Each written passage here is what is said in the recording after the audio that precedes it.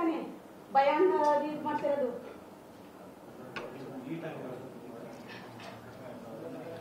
ಅದಕ್ಕೆ ನಾನು ಅಲ್ಲ ಅದಕ್ಕೆ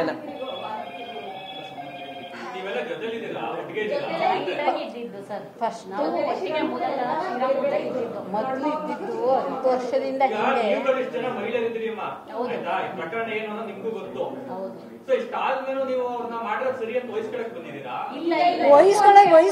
ವಹಿಸ್ಕೊಳ್ಳೋವ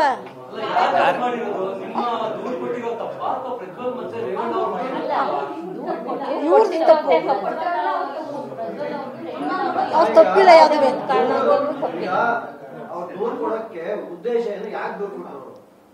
ಅವ್ರು ಇವಾಗ ಚುನಾವಣೆ ಟೈಮಲ್ಲಿ ಏನೇನೋ ಗಾಸಿ ಕಬ್ಬಿಸ್ಬೇಕು, ಗೌಡ್ರ ಮನೆಯಿಂದ ಯಾವ್ದೇ ತರದ್ದು ಅವ್ರಿಗೆ ಕಪ್ಪು ಚುಕ್ಕಿ ಬಂದಿಲ್ಲ, ಇವಾಗ ಅವ್ರಿಗೆ ಏನಾದ್ರು ಮಾಡಿ ಒಂದ್ ಮಾಡ್ಬೇಕು. ರೇವಣ್ಣ ಸಾಹೇಬ್ರು ಇಲ್ಲಿ ತನಕ ಯಾವ್ದೇ ತರದ ಕಪ್ಪು ಚುಕ್ಕಿ ಇಲ್ಲಿವರೆಗೆ ಬಂದಿಲ್ಲ. ಇವತ್ತು ಅವ್ರಿಗೊಂದು ದೂರ ಮಾಡ್ಬೇಕು. ಅವ್ರು ಎಷ್ಟು ವರ್ಷದಿಂದ ರಾಜಕೀಯ ಮಾಡ್ತಾವ್ರೆ, ಎಷ್ಟು ವರ್ಷದಿಂದ ನಾವು ಅವರು ನಮ್ಮ ಅತ್ತೆಯವರು ಅವ್ರ ಜೊತೆಲೆ ಇದ್ದಿದ್ದು, ಹೋಗ್ತಾ ಬರ್ತಾ ನಾವು ಜೊತೆಲೆ ಇದ್ದಿದ್ದು. ಸುಬ್ಬಯ್ಯ ಕಿತ್ತಳೆ ಕೃಷಿ ಮಾಡಿ 100 ಗಿಡದಿಂದ 2.5 ಲಕ್ಷ ಗಳಿಸ್ತಿದ್ದಾರೆ. ನೀವು ಕೂಡ ಅವರಿಂದ ಕಲಿಬೇಕಾ? ಅವ್ರ ಜೊತೆ ವಿಡಿಯೋ ಕಾಲ್ ನಲ್ಲಿ ಮಾತಾಡ್ಬೇಕಾ?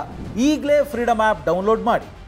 ನಾವು ಮದ್ವೆಗೆ 20 ವರ್ಷ ಆಗಿದೆ. ನಮ್ ಜೊತೆ ಎಲ್ಲ ಒಡನಾಟ ಚೆನ್ನಾಗಿತ್ತು. ನಾವೆಲ್ಲ ಹೋಗ್ತಾ ಬರ್ತಾ ಇದ್ವಿ. ನಮ್ ಜೊತೆ ಯಾರ ಜೊತೆನೂ ಇಲ್ಲದೆ ಇರೋ ಅಂತ ಸಲಿಗೆ ಇವ್ರ ಜೊತೆ ಹೆಂಗ್ ಬರಕ್ ಸಾಧ್ಯ? ಅವ್ರಂತ ಒಳ್ಳೆ ಜನ, ಅಷ್ಟು ಉಪಕಾರ ಅಂತ ಇದ್ರು. ಕರ್ಕ ಬಂದ್ರು, ಕೆಲಸ ಮಾಡ್ಸೋ ಇದು ಕಷ್ಟದಲ್ಲಿ ಇದೀವಿ ಅಂದ್ರು ನಮ್ಮ ಅತ್ತೆ ಹೇಳಿದ್ರು. ಎಲ್ರು ಸೇರಿ ನಾವು ಮಾಡಿ ಅಂತ ನಾವೇ ಅವ್ರನ್ನ ಇದ್ ಮಾಡಿದ್ದು. ಕಷ್ಟಪಟ್ಟು ಮನೆ ಇದ್ದಿಲ್ಲ, ಗಡ್ಡೆ ಮಾಡ್ಕೊಂಡ್ರು, ಮನೆ ಅಲ್ಲೂ ಅವ್ರದ್ದು ಕ್ಯಾರೆಕ್ಟರ್ ಸರಿ ಇರ್ಲಿಲ್ಲ. ಅಲ್ಲೂ ಕೆಟ್ಟ ದಾರಿ ಹಿಡಿದು ನಮಗೆ ತಲೆ ಎತ್ಕೊಂಡು ತಿರ್ಗಕ್ಕಾಗಲ್ಲ ಇವರಿಂದ, ಇಂಥ ಬಾಳಿ ಬದುಕಿದ ಮನೆಗೆ ಇಂಥವ್ರು ಬಂದು ಹಿಂಗ್ ಹೆಸರು ಹಾಳು ಮಾಡ್ತಾರಲ್ಲ ಅನ್ನೋ ಉದ್ದೇಶಕ್ಕೋಸ್ಕರ ನಾವು ಎಲ್ಲಾದ್ರೂ ಒಂದು ಅವ್ರ ಬೈದಲ್ಲಾದ್ರೂ ಇವ್ರು ಇರ್ತಾರೆ, ಒಂದು ಗೌರವ ಕೊಡ್ತಾರೆ ಅನ್ನೋದು ಅವರಿಗೆ ನಾವು ದೇವ್ರ ತರ ಪೂಜಿಸ್ತೀವಿ. ಮೇಡಮ್ನವ್ರನ್ನೇ ಆಗ್ಲಿ ಸಾಹೇಬ್ರನ್ನೇ ಆಗ್ಲಿ ನಾವು ಯಾವತ್ತೂ ಅವರು ನಮ್ನ ಯಾವತ್ತೂ ಆ ತರ ನೋಡುವಿಲ್ಲ, ನಾವು ಮಾಡುವಿಲ್ಲ.